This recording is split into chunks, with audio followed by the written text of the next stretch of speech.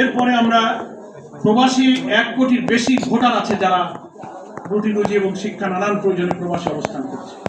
এই প্রবাসীদের ভোটাধিকার তো দিতেই হবে, ভোট কিভাবে তারা দিবে সেই ব্যবস্থাটাও নিশ্চিত করতে হবে। আলহামদুলিল্লাহ আমাদের জামাত ইসলামের পক্ষ থেকে লিখিতভাবে আমরা একটি প্রতিনিধি দল ইলেকশন কমিশনকে দাবি আগেই জানিয়েছিলাম এবং বারবার আলোচনার পর ওনারা নীতিগতভাবে একমত হয়ে তার প্রক্রিয়া ওনারা শুরু করেছেন।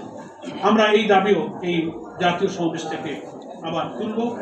দুর্নীতিমুক্তভাবে বাংলাদেশকে বিনির্মাণের ব্যাপারে আমাদের দাবি এই সমাবেশ থেকে উত্থিত হবে। জাতীয় নির্বাচনের পূর্বে স্থানীয় নির্বাচনের যে যুক্তি, যে গ্রহণযোগ্যতা, এটা আমরা এই মহাসমাবেশে ইনশাআল্লাহ তুলে ধরব। দেশের আইন শৃঙ্খলা পরিস্থিতিতে বিরাজমান এখন যে অবস্থা আমরা দেখতে পাচ্ছি, জানমাল, রাজনৈতিক দল মত নির্বিশেষে সকলে এটা অনুভব করছেন যে আমাদের আইন শৃঙ্খলা পরিস্থিতি রক্ষায় যারা নিয়োজিত বাহিনী, বিভিন্ন এজেন্সি, তারা যথার্থ ভূমিকা পালনে ব্যর্থ হয়ে যাচ্ছে। নিষ্ঠুরভাবে মানুষ হত্যা করা হচ্ছে, ভিন্ন মতকে সহ্য করা হচ্ছে না। এই নানান পরিস্থিতির উত্তরণে এই জাতীয় সমাবেশ থেকে আমাদের জাতীয় নেতৃবৃন্দ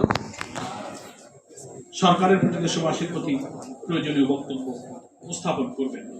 এই সব গণ দাবিগুলো, এই গণ আকাঙ্ক্ষাগুলো সামনে রেখে আগামী 19শে জুলাই সোহরাওয়ার্দী উদ্যানে আমাদের এই জাতীয় সমাবেশের আয়োজন করা হয়েছে।